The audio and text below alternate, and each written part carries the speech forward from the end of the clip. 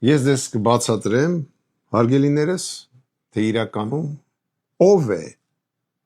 ով է Նիկոլ Փաշինյանը, ում համար է ծառայում Նիկոլ Փաշինյանը,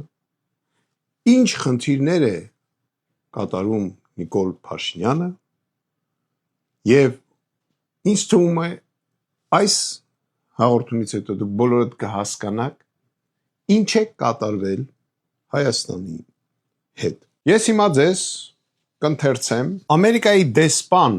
կհիշեք Յովիչ, այդպես մի հատ տիկին կար,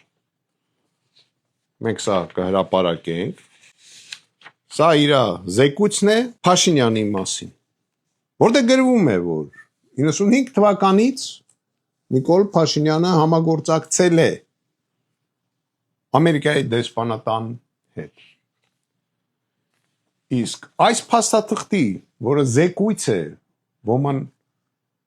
Ամերիկայի հատուկ ծառայությունների աշխատակից պսևդոնիմը Միլլեր զեկուցում է, որ կոնտակտ է տեղի ունեցել, կոնտակտը հաստատվել է Նիկոլ Փաշինյանի հետ, սա էլ ենք հրապարակել։ Կապը հաստատված է։ Լրագրողը ինքն է համագործակցության պատրաստականություն ցուցաբերում։ Պոտենցիալ առումով կարող է հետաքրքրություն ներկայացնել, սակայն նկատվում է որոշ հոգեբանական դժվարություններ։ Նա հիստերիկ է, ագահ, ոչ պարտաճանաչ, սակայն ակնհայտորեն բավականին տաղանդավոր է։ Հաստատել է, որ պատրաստ է աշխատել մեզ հետ։ Առաջարկում եմ յուրաքանչյուր հանձնարարություն կատարելու համար վճարել 300-ից 500 դոլար և պարբերաբար հաշվետվություն կուղարկվի իր մասին։ Քանի որ Նիկոլ Փաշինյանը դիտարկվում էր որպես ազդեցության ագենտ, որը որ պետք է կատարեր խնդիրներ կապված մեր իշխանությունների դիրքերը վատացնելու, քարկոծելու մեր պետությունը, փոխելու մեր պատմությունը, որ մենք մոռանանք մեր սիմվոլները, որ մենք մոռանանք մեր հավատքը, որ մենք դառնանք, չգիտեմ, այնտեղ սեկտանտներ, չգիտեմ ինչեր, իհարկե նրա վրա դրված էր մեծ խնդիր։ Դեսպանը զեկուցագիր է գրում, որը որ վերաբերվում է Նիկոլ Փաշինյանին, որ դելի նշվում է, որ հիստերիկ է, ագահ է, փողի հանդեպ, ոչ սիրտը կայնում է, եւ այլ, հրապարակենք կարդակ ավելի մանրամասն, ես չեմ ուզում ձեր ժամանակը ծախսեմ, ես ուզում եմ կարևոր բաները նշեմ, որ ամերիկյան դեսպանատան կողմից 97 թվականներից ֆինանսավորել է Օրագիր թերթի հիմնադրումը։ Մինչ 99 թվականին Հայկական ժամանակ թերթը փաստացի բացվել է ամերիկյան փողերով, որը որ Նիկոլ Փաշինյանը ստացել է ամերիկացիներից։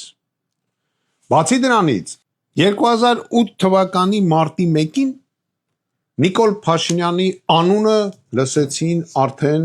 Ամերիկայի Միացյալ Նահանգներում բարձր մակարդակով, քանի որ ինքն է ժողովրդին դրդում ապստամբության, զինված ապստամբության, նշում եմ, ինքը։ Եվ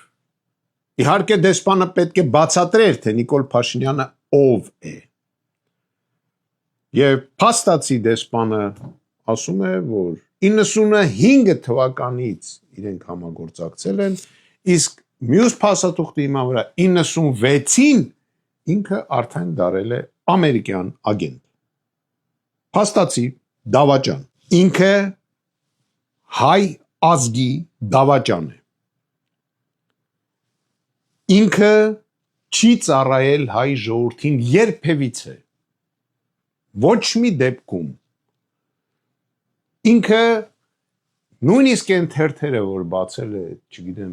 լրատվական միջոցները, որ իր ձեռքի տակ ունեցել է, նա չի ծառայացրել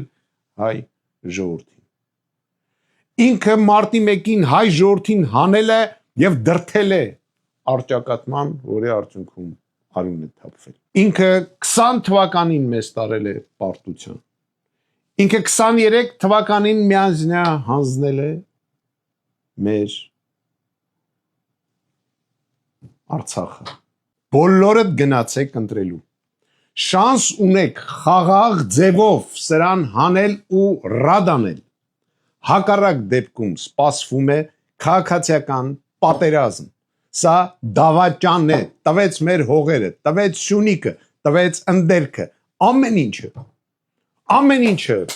լսեք, ամեն ինչը, ոնց որ ինքը տկլոր եկել ամել մեզա տկլորացնում։ Մի ընտրեք դրա։ Մի ընտրեք, տեսեք, ես չեմ ասում գնացեք 15 համար ընտրեք, գնացեք 3-րդ համար ընտրեք, գնացեք չգիտեմ որ համար ընտրեք, չէ, գնացեք ընտրության, մի ընտրեք Նիկոլին, մի ընտրեք, փոխեք երկիրը, բերեք նոր մարդ, վերջի 30 տարվա մեջ, ոչ մեկ 3 սրոք չի եղել երկրի ղեկավար, ու առաջինը չպետք է լինի Նիկոլ Փաշինյանը, այդքան բան, մնացածը կհրապարակենք, թողում եմ ձեր դատողությանը։ Իմ կարծիքը իր մասին դուք լսեցիք։